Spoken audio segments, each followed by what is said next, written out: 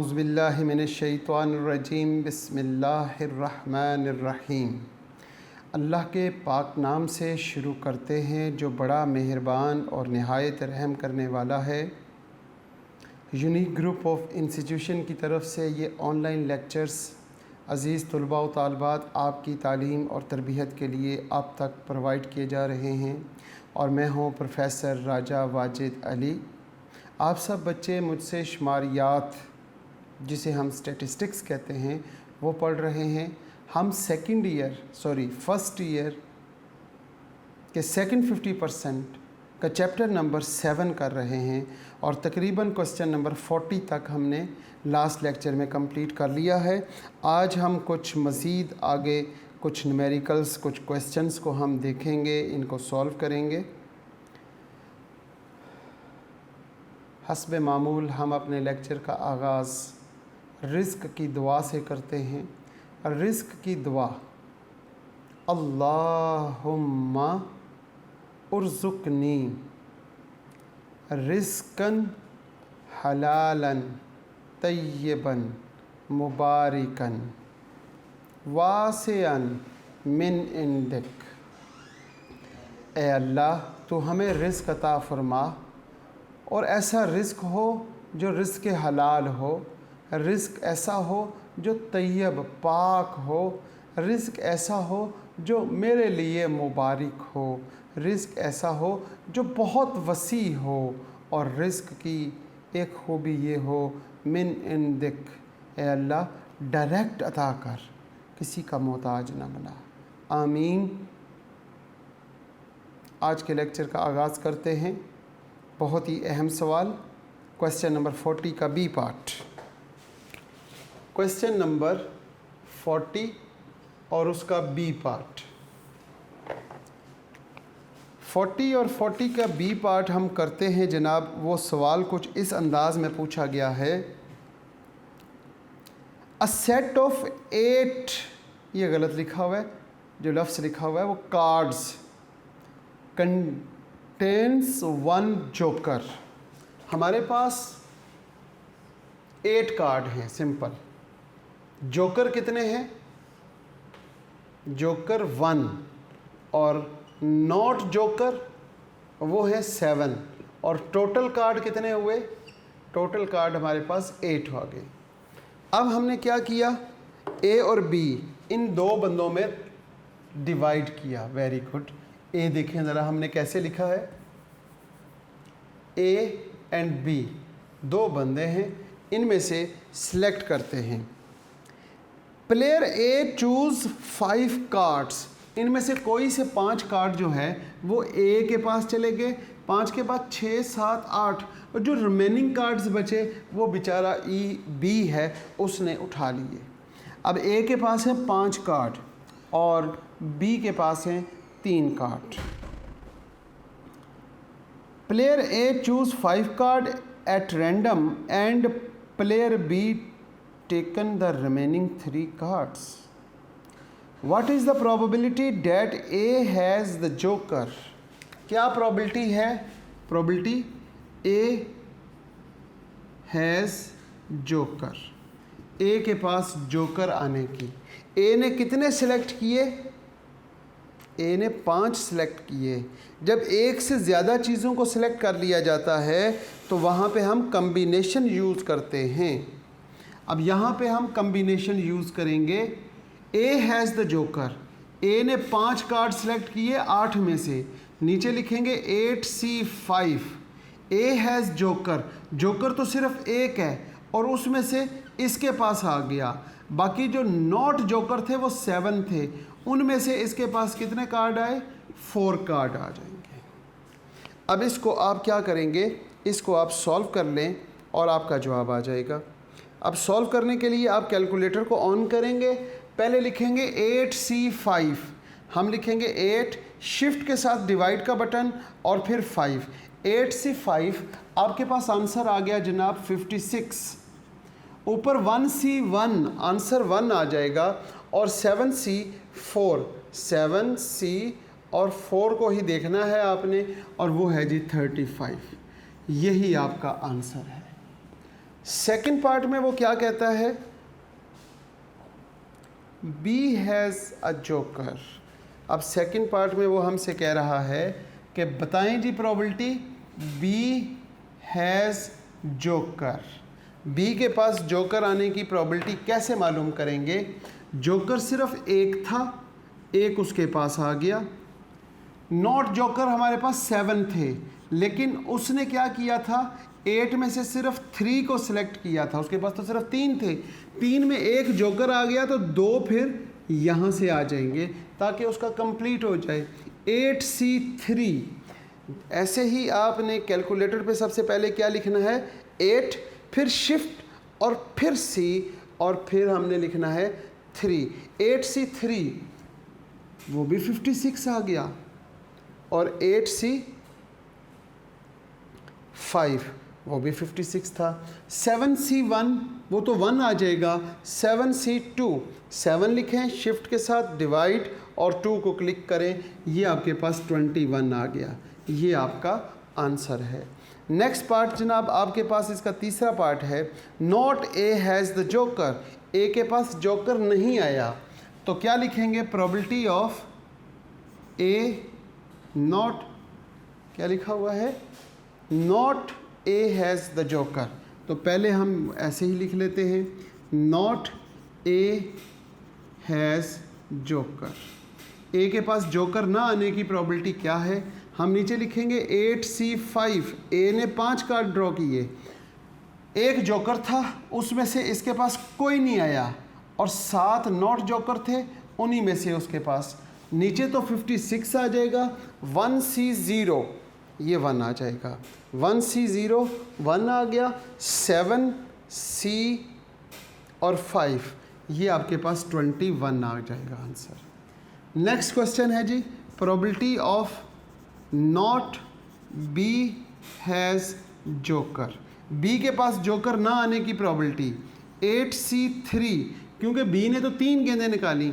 1C0 कोई भी joker नहीं। 7C3, अब नीचे तो 56 आ जाएगा, ऊपर हम क्या करेंगे 7C3 कर लेंगे और वो आ जाएगा 35 और ये आपका आंसर आ जाएगा। ये था क्वेश्चन नंबर 40 और क्वेश्चन नंबर 40 जो है वो मेरा ख्याल है बच्चों को समझ आ गया होगा। बहुत ही अहम सवाल था और तकरीबन हर साल ये पेपर में आता है। क्वेश्चन नंबर 41 को भी हम बाद में देखेंगे, अभी हम 42 क्वेश्चन करते हैं। 42 क्वेश्चन है जनाब, the probability that the student will get A, a B और C in statistics course, A B और C 3 student, the probability of the student will get an A B और C statistics course are 0.09, 0.15 and 0.53 respectively.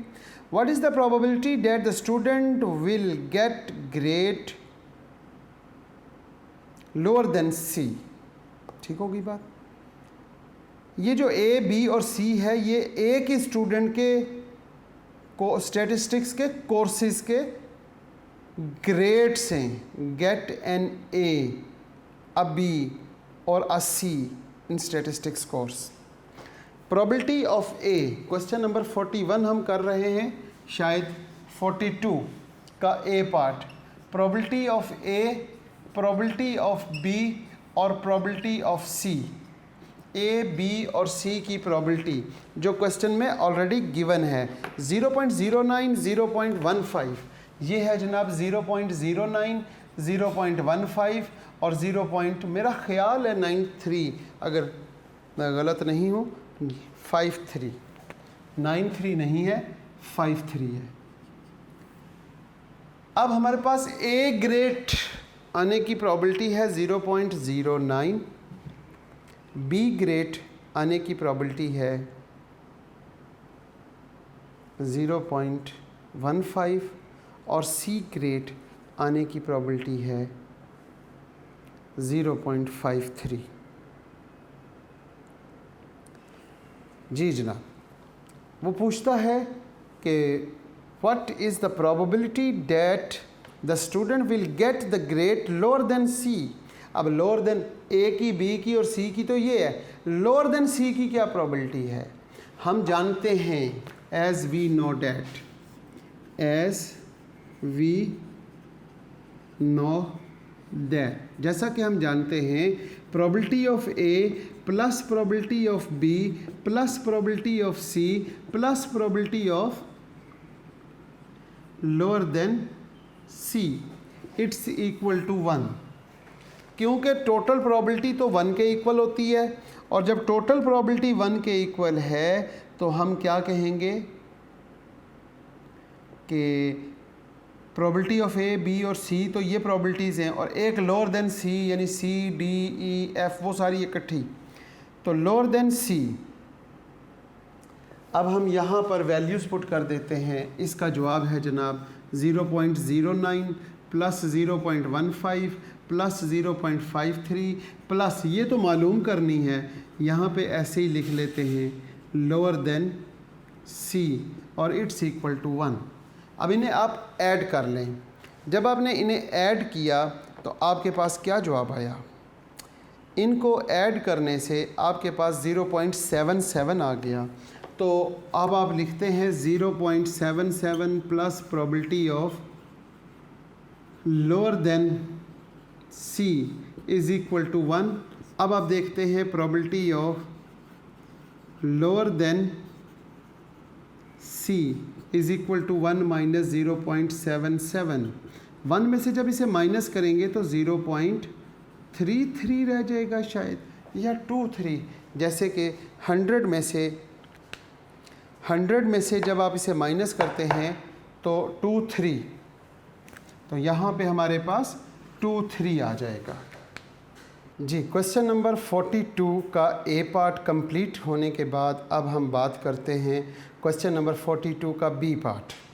If A and B are two events that a consumer testing service will rate a given stereo system very good और good.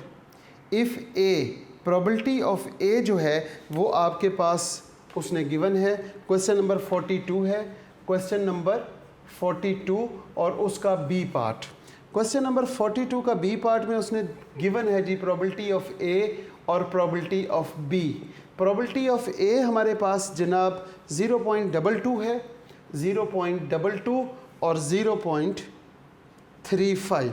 Find, मालूम करें probability of A intersection B. So simple question. Probability of A और probability of B आपके पास given है।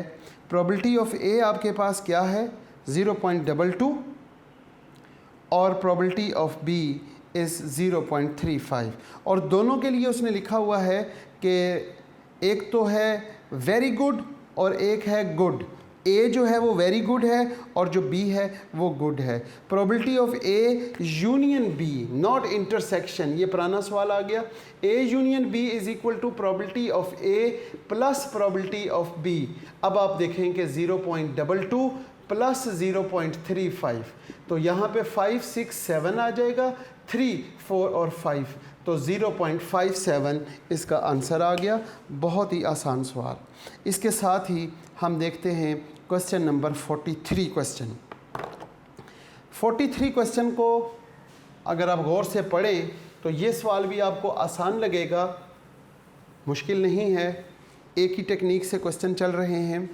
A and B play 12 games of chess of which 6 are win A. हमारे पास जो ए है उसने 6 गेम्स विन की, बी ने मेरा ख्याल है 4 गेम विन्स की, और टाई 2 गेम्स हो गई, और टोटल जो हैं वो आपके पास 12 गेम्स आ गई।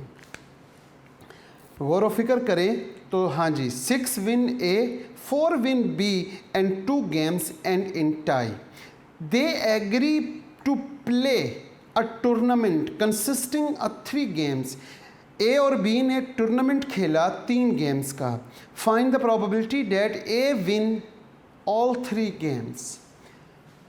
सबसे पहले तो मुझे बताएं ए के विन होने की प्रोबेबिलिटी, बी के विन होने की प्रोबेबिलिटी और सी के विन होने की probability.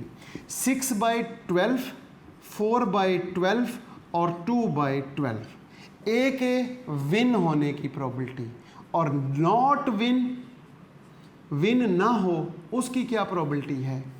Probability of A dash, probability of B dash और probability of C dash. A के विन ना होने की प्रोबेबिलिटी 1 में से जब इसे माइनस करेंगे तो 12 - 6, 6/12। यहाँ पे 12 - 4, तो 12 - 4 आई थिंक 8 होता है, 6, 7, 8, ठीक है जी, 8/12। और सी ये आपके पास 10/12 आ जाएगा। Number 1 first part, probability a win 3 games, इसका मतलब A1 intersection A2 intersection A3 तीनों गेम जीत गया। Probability of A1 into probability of A2 into probability of A3। A win 6/12 into 6/12 into 6/12, 2 2s are 4, 4 2s are 8, 1/8। ये आपके पास answer आ गया first part का, it's 1/8। Next part देखते हैं जनाब। नेक्स्ट पार्ट हमारे पास क्या है? A and B win alternatively, A और बी जो है अल्टरनेटिवली विन हो रहे हैं, यानी कि प्रोबेबिलिटी ऑफ A1 इंटरसेक्शन, पहली गेम ए जीत गया, दूसरी गेम बी जीता और तीसरी गेम फिर ए जीत जाएगा, तो ये अल्टरनेटिव होता है। या फिर ये हो सकता है कि पहली गेम बी जीत जाए इंटरसेक्शन, फिर कौन जीते? ए, फिर कौन जीते? A2 और फिर इंटरसेक्शन B3। ये अल्टरनेटिवली होता है। ये हमारे पास सेकंड पार्ट है, probability of alternatively. Probability of A1 into probability of B2 into probability of A3, यहाँ पे plus probability of B1 into probability of A2 into probability of B3। अब यहाँ पे वैल्यूज पुट कर दें। A1 6/12,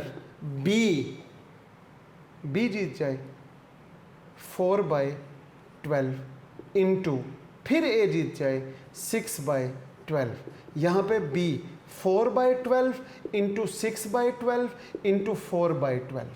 अब इनको सॉल्व कर लेंगे। ये कौन सा पार्ट था जनाब? ये तीसरा पार्ट है, दूसरा नहीं, सॉरी, यहाँ पे थर्ड पार्ट हम कर रहे हैं। पहले के बाद हम थर्ड कर ले, फिर उसके बाद हम सेकंड कर लेंगे, वो गलती से मैंने पहले पढ़ लिया। ए एंड बी विन अल्टरनेटिवली, ठीक है जनाब। इसको देखते हैं तो क्या होगा, 1/12 और 1/18, 6 2s are, यहाँ पे 6 2s are 12, 4 3s are, 2 2s are 4, 4 3s are 12। बिल्कुल इसी तरीके से यहाँ पे आ जाएगा 2 1 4 3 4 और 3, 3 2s are 6, 6 3s are 18, 1/18, 1/12 plus 1/18 दोनों को करेंगे प्लस, तो आंसर आ जाएगा 5/36। ये आपका आंसर है। A and B win alternatively. अब हम बात करते हैं जनाब इसके फोर्थ पार्ट की। B win at least 1 game, B जो है ना कम से कम 1 गेम जीते या फिर कोई भी ना जीते। यहाँ पे फोर्थ पार्ट की बात करते हैं। प्रोबेबिलिटी बी विन, चलो, विन एट लीस्ट 1 गेम, इसको यूं लिखेंगे, प्रोबेबिलिटी एटलीस्ट 1, कम से कम 1 या 1 से ज़्यादा 2 या 2 से ज़्यादा तीनों की तीनों गेम जीत जाए। या इसको हम उलट करते हैं, यहाँ पर हम लिखते हैं probability of B win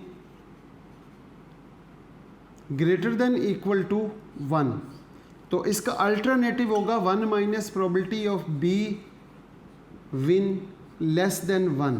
less than 1 का मतलब कोई भी ना जीते, 0 गेम विन। तो यहाँ पे 1 minus probability of B dash into probability intersection B dash 1 2 intersection B dash 3। यहाँ पे लिखेंगे 1 minus probability of B1 into probability of B2 into probability of B3। 1 minus यहाँ पे हमारे पास 8/12 है, तो 8/12 को अगर हम 2 से कैंसिल करें तो आपके पास 4/6 और 2/3 आ जाएगा। आपके पास क्या आ जाएगा? आपके पास 2/3 आ जाएगा। तो यहाँ पे हम लिखते हैं 2/3 इंटू 2/3 इंटू 2/3। 2 2 ज़ार 4, 4 2 ज़ार 8/27। तो 1 माइनस 8/27 आप करते हैं तो वो आपके पास 19/27 ये आपके पास आंसर आया। बिल्कुल इसी तरीके से इसका फर्स्ट पार्ट हमारा रहता है, हम इसके फर्स्ट नहीं सेकंड पार्ट हमारा रहता है। हमने सेकंड पार्ट नहीं किया था, फर्स्ट के बाद हम डायरेक्ट थर्ड पे और थर्ड के बाद हमने फोर्थ पार्ट कर लिया। इसका सेकंड पार्ट है 2 गेम्स एंड इन टाई। हमारे पास 2 गेम्स हैं, probability of 2 games end in tie. Probability of T1 intersection T2 intersection T3। 2 game tie हो गई, तीसरी नहीं हुई। या फिर क्या हो सकता है? Probability of T1 intersection T2 intersection T3। पहली और तीसरी टाई हो गई, दूसरी नहीं हुई।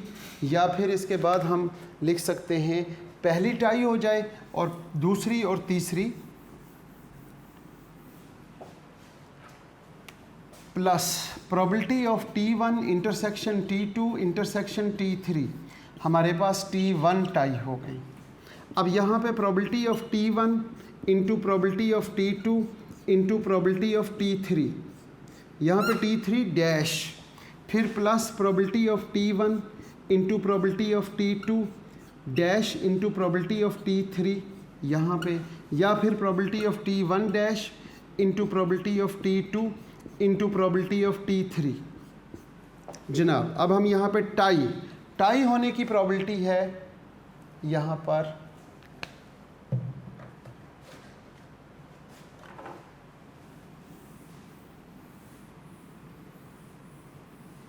ये इसी की लिखी हुई थी, मैं भूल गया, रेज कर दी। टाई होने की probability of T is equal to 2/12 और प्रोबेबिलिटी ऑफ T डैश वो हमारे पास 10/12, 6 और 4 12। ये हमारे पास 1/6 हो जाएगी और ये हम 2 से कैंसिल करते हैं 5/6 हो जाएगी। T1 टाई हो गई, 1/6 इंटू 1/6 इंटू 5/6, फिर प्लस 1/6 इंटू 5/6 इंटू 1/6, फिर प्लस 5/6 इंटू 1/6 इंटू 1/6। यहाँ पे हम 6 6 ज़ार 36 और 36 6 ज़ार 216। जब हमारे पास 216 आ जाएगा तो हम क्या लिखेंगे? 2 गेम्स एंड इन टाई। यहाँ पे 5/216 प्लस 5/216 प्लस 5/216। 216 सेल्सियम आ जाएगा, 5 10 और ये 15/216 आपके पास आंसर आया। और जब आप 15 को डिवाइड करते हैं किस पर? 216 पर, 15 5 और 1 6, तो आपके पास क्या आता है? हम देखते हैं जनाब 15 डिवाइडिंग बाय 216, 5/72, यही हमारी कैलकुलेशन है, 5/72। ये जनाब हमारे पास क्वेश्चन नंबर 43 है। 43 क्वेश्चन कंप्लीट हुआ। अब हम देखते हैं क्वेश्चन नंबर 45। 45 क्वेश्चन है जी, if A and B are independent event, probability of A दिया हुआ है, प्रोबेबिलिटी ऑफ बी दिया हुआ है, probability of A union B करना है। तो जब उसने खुद ही बता दिया कि ये दोनों इंडिपेंडेंट हैं, जब प्रोबेबिलिटी ऑफ ए और प्रोबेबिलिटी ऑफ बी दोनों इंडिपेंडेंट हैं, तो अब आपने उनका यूनियन मालूम करना है। यूनियन कैसे मालूम करेंगे?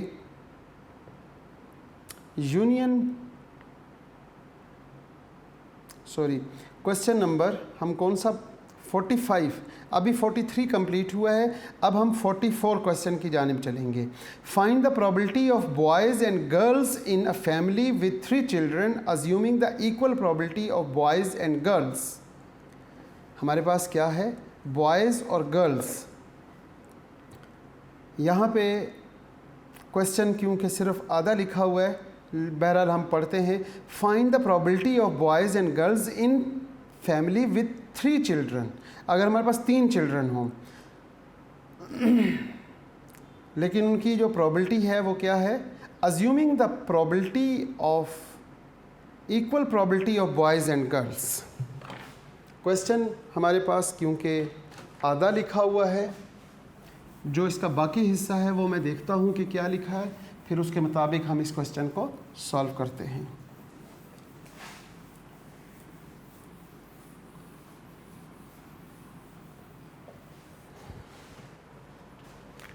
यहाँ पे देखते हैं प्रोबेबिलिटी ऑफ बॉयज़ और प्रोबेबिलिटी ऑफ गर्ल्स।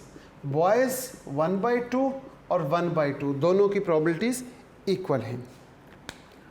अब फर्स्ट पार्ट जो है ना वो यहाँ पे इसने क्वेश्चन तो लिख दिया लेकिन इसने फर्स्ट पार्ट नहीं लिखा, या सेकंड पार्ट या थर्ड पार्ट या जितने भी पार्ट थे।